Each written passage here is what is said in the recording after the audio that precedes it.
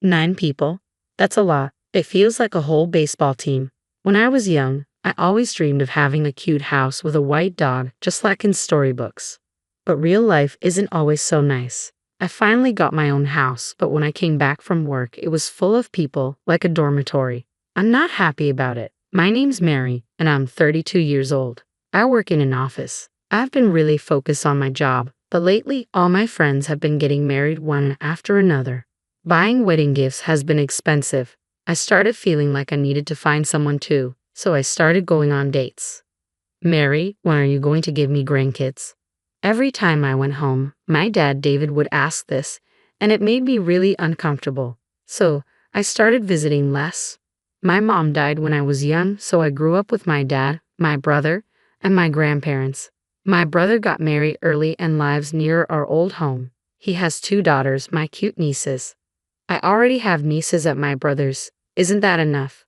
But we always argued about it. Then my dad got in a car accident. When I reached the hospital, he was in bad shape. He passed away quietly while my brother's family and I were there. Dad, I wanted you to meet someone. I had a boyfriend introduced by a friend. He just proposed and we decided to marry. He liked to show off a bit, but he was kind. His name was Richard. Now that both my parents are gone and my brother has his own family, it does feel lonely, doesn't it?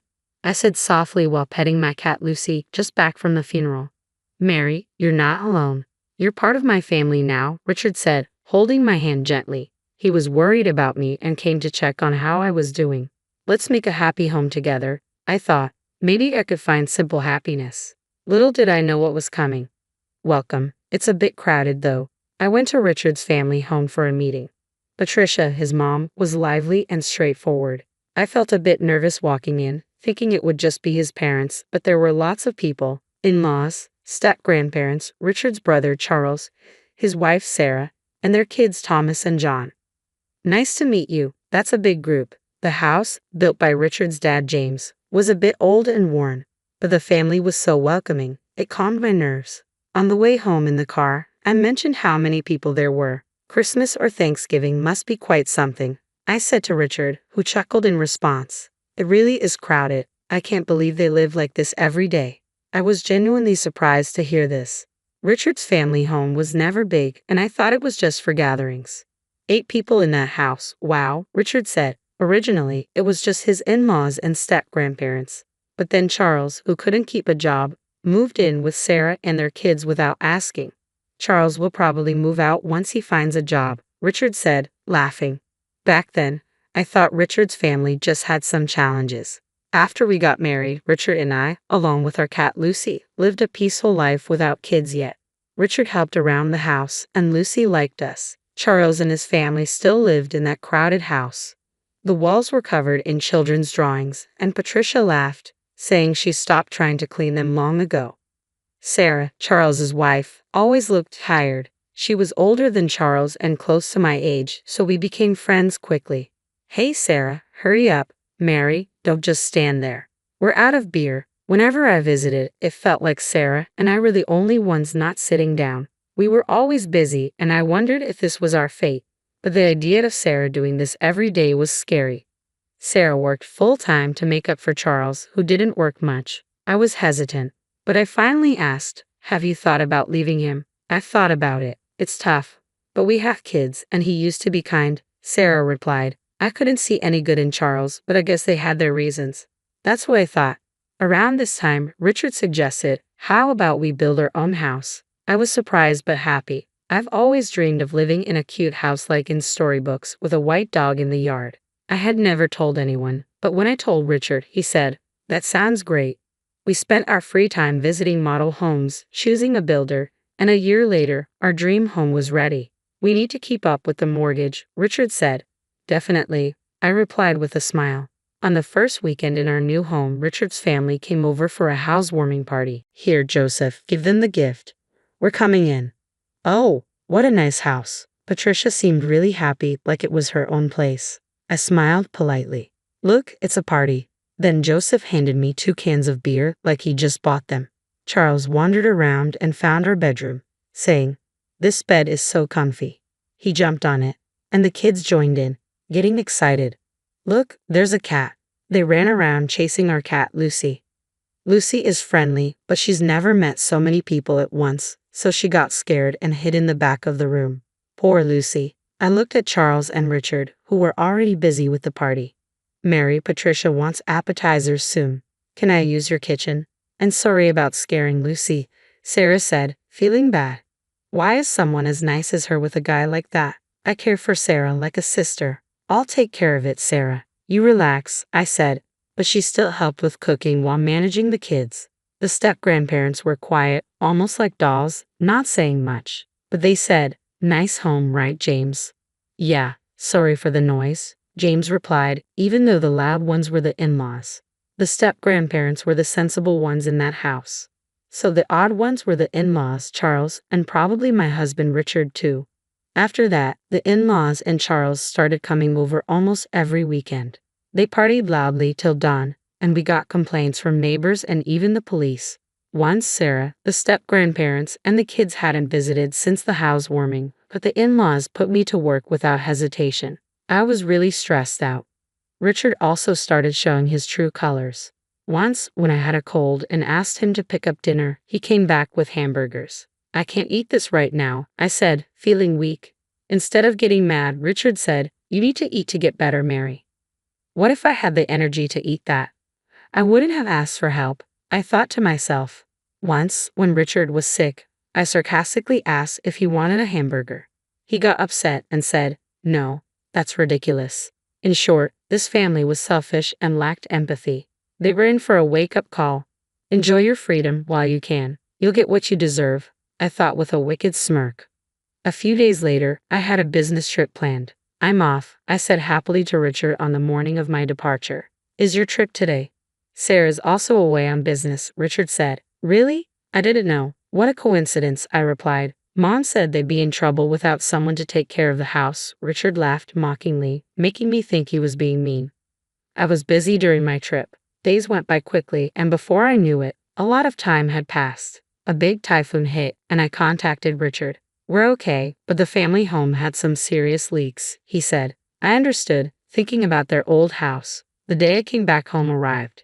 As I walked from the bus stop, I heard loud laughter in the neighborhood. "Is someone having a barbecue? It's so loud. The neighbors will complain." "Wait, what?" I was shocked. The noise was definitely coming from my house. As I cautiously opened the door, I found bags in the entrance and graffiti on the walls. I was stunned. "Hey, Mary, welcome back," a drunk Richard said. Frustrated, I went to the living room and found drunk in-laws and Charles while Sarah made food in the kitchen. The step-grandparents were quiet, and the kids were drawing on the walls. There was also a woman I didn't know. Overwhelmed, I tried to stay calm. "What's going on?" I asked Richard. "Didn't I tell you? The family home had leaks, so they're staying here for a while," Richard said. "Who was away?" "The in-laws, Charles and Richard decided, why don't we live here?" Richard proudly suggested. Even with this explanation, I was stunned into silence. "It's okay. We're family. We have extra rooms." "No problem," the in-laws added, smiling. "Don't worry, Mary. The walls got a bit dirty, but it's just kid stuff," Charles said casually. "And who is that woman?" I asked about the woman on the sofa, playing with her phone. "Oh, that's Karen, a friend of me and Sarah," Richard explained. "Yes, that's right," she said with a smile. This girl Karen was kicked out by her parents and Richard said she could stay. "Thanks in advance," Karen replied, leaving me utterly confused. In our not-so-big living room, there were 9 adults and 2 children. The room was messy, with scribbles on the walls far from the new house look. The family was loud like a dormitory. I couldn't help but lose my temper. "Seriously, 9 people is too many. Are you guys planning to start a baseball team or something?" Then I realized something. "Hey, where's Lucy?" I asked, but no one knew where our cat was. Dad opened the window to smoke, and Thomas said Lucy ran away. Charles looked at him angrily. "What were you thinking?" "I told you to be careful with the windows," I said, nearly in tears. Richard, looking annoyed, said, "It's just a cat. We can get another one. If you're unhappy, we can just get divorced," he said with disdain. "You said divorce?" I asked. "Yes, I did. I might not if you apologize," Richard said confidently. "Oh, really? Well, then, here, write this," I said, slamming down the divorce papers I had prepared. My section was already filled out. I got my bags from my room. Why haven't you written it yet? I'm busy, I said coolly to Richard. They were shocked. Angrily, Patricia said, Richard, divorce her already. We've built the house, so she's useless now. Realizing too late. Richard said, you'll regret it. But I had no regrets. You're the one who'll struggle. Just write the papers, I said, taking them and giving some to Charles. He laughed. When did I marry you? Looking at the filled wife's section, Charles said, Hey, Sarah. This is Sarah, coldly. I'm divorcing you right now, Sarah said firmly.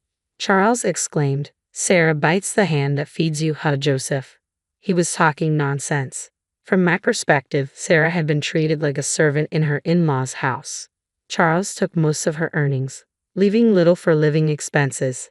This allowed Charles to do whatever he wanted, and the woman in front of me was Charles's mistress. Mary, I think my husband is cheating.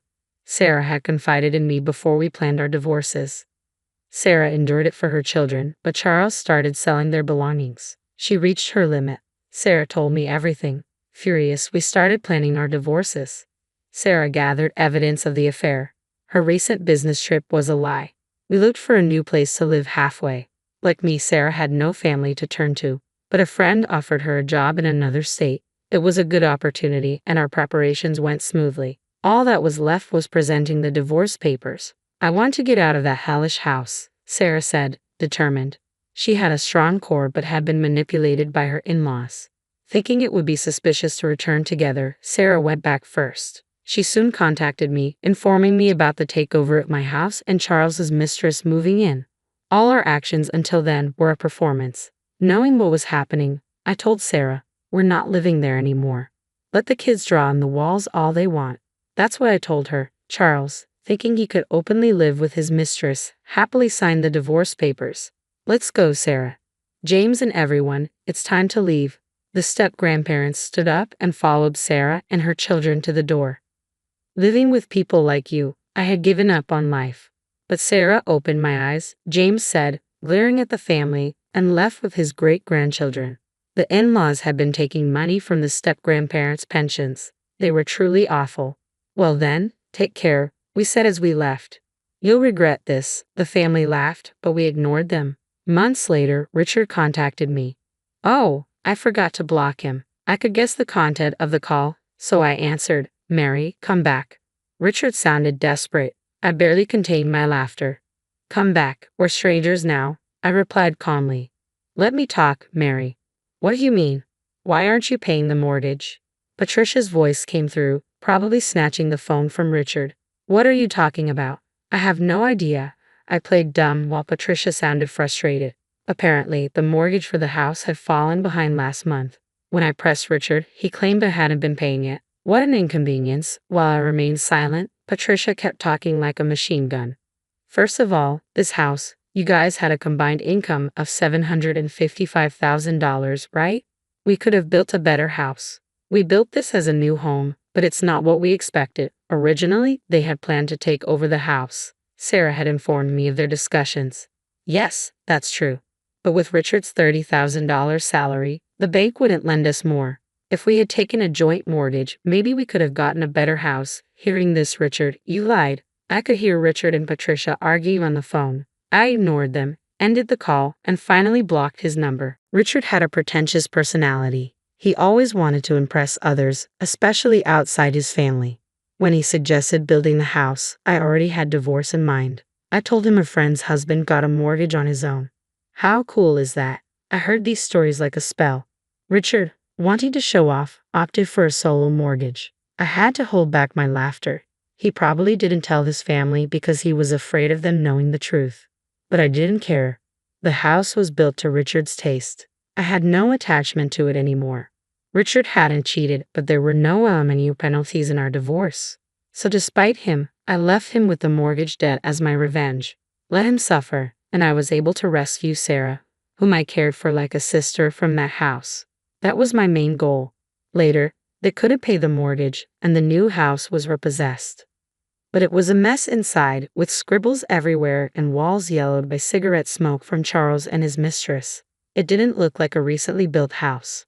Richard had to rent a cheap apartment, and Joseph and Patricia ended up moving in with him. They'll probably never leave him alone like parasites. I don't care. They're strangers to me now. The only good thing about my former in-laws was that the children weren't affected. Otherwise, they were the worst. Sarah, as Charles' ex-wife, successfully claimed alimony through a lawyer. She had to borrow money but managed to pay it off. I'm glad for her. Charles and his mistress became outcasts in their community and are now missing. They haven't repaid their debts, confirming how awful they are. Sarah is happily working at her friend's place. Her kids are doing well too. I hope they find happiness this time. James and Barbara seem brighter now, like a weight has been lifted. They sold the old family home and are enjoying their retirement in a distant place with their savings. That's great news. As for me, I've requested a transfer to a local office. I was reunited with Lucy, my cat, thanks to social media. Someone in the neighborhood had found and taken care of her. It's good she's friendly now. I live alone in my late father's house with my brother's approval. I'm saving to build my dream house, and someday I hope to introduce someone special at my father's grave. Today, I'm working hard towards that goal.